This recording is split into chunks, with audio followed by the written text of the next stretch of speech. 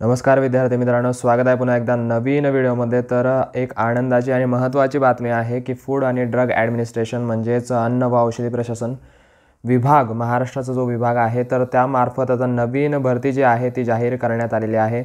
आणि एकूण भरती जी आहे ती किती पदांची असणार आहे, त्यासाठी तुम्हाला शैक्षणिक अर्हता काय असणार आहेत आणि त्याची फीस वगैरे किती असणार आहे, कशा पद्धतीने तुम्ही अर्ज करू शकणार आहात आणि अर्ज करण्याची जी दिनांक आहे ती दिनांक काय असणार आहे, तुम्ही कोणत्या वेबसाईटला अर्ज करू शकणार आहात, तर याच सगळ्या प्रश्नांची उत्तरं आपण आज या व्हिडिओमध्ये बघणार आहोत। तर चला सुरू करूया। नेमकं ॲड कशा पद्धतीची आलेली आहे आणि किती पदांची नेमकं ॲड आलेली आहे त्यापासून। तर आज जवळपास महत्त्वाच्या पेपरमध्ये, महत्त्वाच्या न्यूजपेपरमध्ये ही ॲड प्रसिद्ध करण्यात आलेली होती।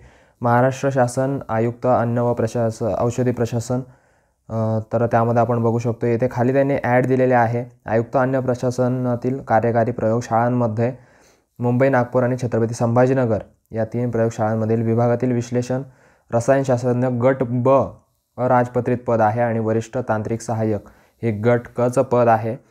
यातील रिक्त पदांवर नियुक्तीसाठी पात्र उमेदवारांकडून केवळ ऑनलाईन पद्धतीने अर्ज मागवण्यात येत आहे। केवळ ऑनलाईन पद्धतीने अर्ज त्याचे जे आहेत ते असणार आहेत। आता आपण जागा वगैरे बघूयात, नेमकं एकूण जागा कशा प्रकारे आणि किती असणार आहेत।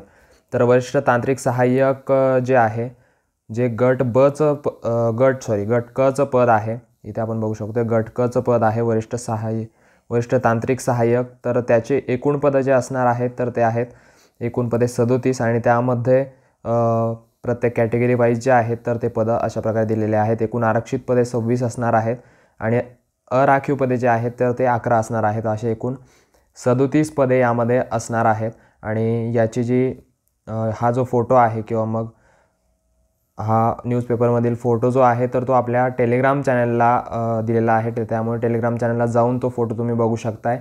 डिटेलमध्ये तुम्हाला तो फोटो तिथे दिसेल आणि त्यामध्ये तुम्ही व्यवस्थित तुमचं जे कास्ट असेल किंवा ओपन असणार किंवा समांतर आरक्षण असेल तर त्यामध्ये तुम्ही इथे जाऊन व्यवस्थित बघू शकणार आहात।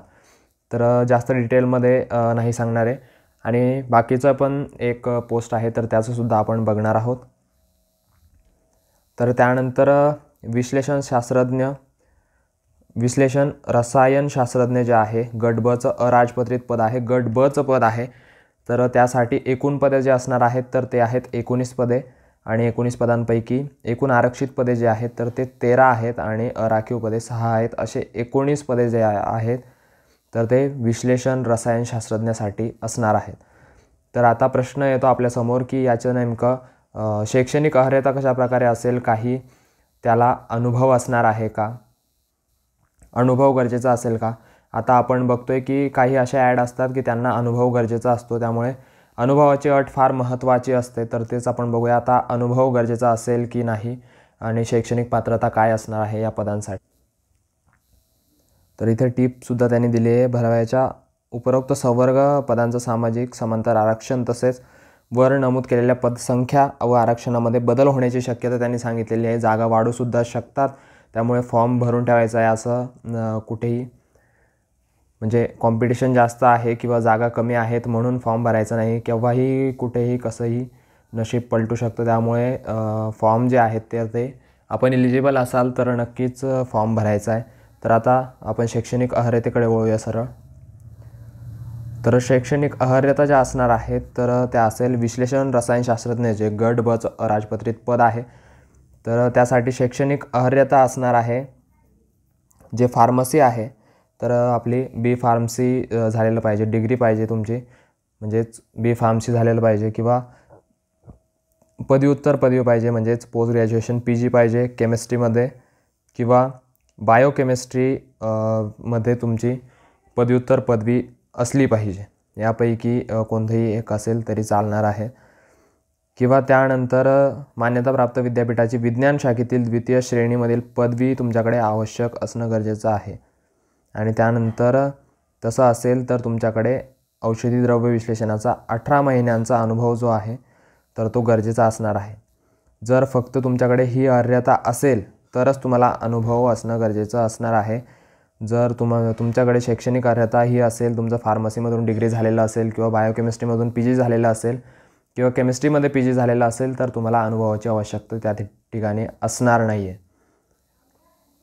त्यानंतर पुढचं जे पद आहे ते आहे वरिष्ठ तांत्रिक सहाय्यक गट कचं पद आहे आणि त्यामध्ये शैक्षणिक अर्हता जी असणार आहे तर ती आहे 2nd class science degree of recognize university, मान्यताप्राप्त विद्यापीठाची विज्ञान शाखेची 2य श्रेणीमधील पदवी असणं गरजेचं असणार आहे, किंवा मग तुमच्याकडे फार्मसी औषध निर्माणशास्त्र मधील पदवी म्हणजेच बी फार्मसी तुमचं कंप्लीट झालेलं असणं गरजेचं असणार आहे.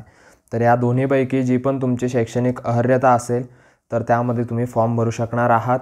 आणि दोन्हींना जवळपास बी फार्मसी जर असेल तर दोन्ही फॉर्म जे आहेत तर ते दोन्ही पदांसाठीचा फॉर्म जो आहे तो भरू शकणार आहात. आता परीक्षा शुल्क किती असेल तर परीक्षा शुल्क जे असणार आहे राखीवसाठी 1000 रुपये असणार आहे आणि राखीव पदांसाठी म्हणजेच राखीव जे कास्टमध्ये असतील उमेदवार तर त्यांच्यासाठी 900 रुपये असणार आहे आणि माजी सैनिक जे असतील तर त्यांच्यासाठी शुल्क आकारलं जाणार नाही. तर आता त्यामध्ये उरलेल्या ज्या सूचना आहेत तर त्या आपण बघून घेऊया, जेणेकरून अर्ज भरण्यामध्ये आपल्याला कुठलीही अडचण येणार नाही आहे. बदल होण्याची शक्यता आहे हे तर आपण बघितलंच. त्यानंतर राखीव बिनराखीव पदांच्या संख्येत बदल होण्याची शक्यता असू शकते आणि समांतर आरक्षणाचा उमेदवार उपलब्ध न झाला तर त्याच प्रवर्गातील अन्य उमेदवारांची निवड करून पदभरतीची कार्यवाही करण्यात येईल, समांतर आरक्षण उपलब्ध नसेल तरच. आणि उपरोक्त रिक्त पदांपैकी काही पदे ही शासन नियमानुसार अनाथांसाठी आणि दिव्यांगांसाठी आरक्षित असणार आहे आणि सामाजिक आरक्षणाचा विचार न करता ही पदे जी आहेत ती भरली जाणार आहेत. त्यानंतर खाली काही असतील तर त्या सूचना आपण बघूयात. महत्त्वाचं म्हणजे दिनांक किती असणार आहे, तुम्हाला फॉर्म भरण्याचा कालावधी कशाप्रकारे असणार आहे. तर ऑनलाईन अर्ज करण्याचा कालावधी जो आहे तर तो असेल 23 सप्टेंबर ते 22 ऑक्टोबर, म्हणजेच उद्यापासून असेल ते 22 ऑक्टोबर, जवळपास महिनाभर कालावधी जो आहे तो तुमच्याकडे असणार आहे. त्यानंतर परीक्षा शुल्क भरण्याचा कालावधी ऑलमोस्ट सेमच आहे. यामध्ये अजून सूचना आहेत तर त्या बघूयात. विश्लेषण रसायनशास्त्रज्ञ आणि वरिष्ठ तांत्रिक सहाय्यक या दोन्ही पदांसाठी स्वतंत्रपणे परीक्षा ज्या आहेत त्या होणार आहेत. स्वतंत्र परीक्षा दोन्ही पदांसाठी असणार आहेत. त्यानंतर त्या सूचना ज्या आहेत त्या परीक्षाबाबतच्या तर त्या संकेतस्थळावर वेबसाईटवर प्रसिद्ध करण्यात येतील. त्यानंतर वेगवेगळ्या सत्रांमध्ये सुद्धा त्या परीक्षा घेण्यात येऊ शकतात. वयोमर्यादा जर आपण बघितली तर 18 ते 38 दरम्यान वयोमर्यादा असली पाहिजे आणि बाकी मग 5 वर्ष शिथिलक्षम जे आहे तर ते बाकीच्या जे समांतर आरक्षणामध्ये जे आहेत मागासवर्गीय असतील, खेळाडू असतील किंवा आर्थिक दुर्बल घटक म्हणजे जे कास्टमध्ये वगैरे असतील तर त्यांच्यासाठी 5 वर्षांची शिथिलक्षम मर्यादा असेल आणि दिव्यांग अनाथ उमेदवारांसाठी उच्चतम वयोमर्यादा जी आहे ती 45 वर्षापर्यंत असेल आणि पदवीधर अंशकालीन उमेदवारांसाठी 55 वर्ष वयोमर्यादा असणार आहे. तर याची जी डिटेल ॲड आहे तर ती सध्या अजून अवेलेबल झालेली नाही आहे, तर ती लवकरच अवेलेबल होईल आणि फॉर्म भरण्याससुद्धा सुरुवात होईल. फॉर्मची जी लिंक असेल तर ती लवकरच येईल. लिंक आल्यावर त्याची अपडेट जी आहे ती तुम्हाला आपल्या चॅनलवर मिळून जाईल किंवा आपल्या टेलिग्राम चॅनललासुद्धा त्याची अपडेट येईलच. त्यामुळे टेलिग्राम चॅनलला सबस्क्राईब करायला विसरू नका आणि आपल्या यूट्यूब चॅनलला देखील सबस्क्राईब करा, जेणेकरून तुम्हाला नवीन अपडेट जर आली तर तुम्हाला ती कळेल.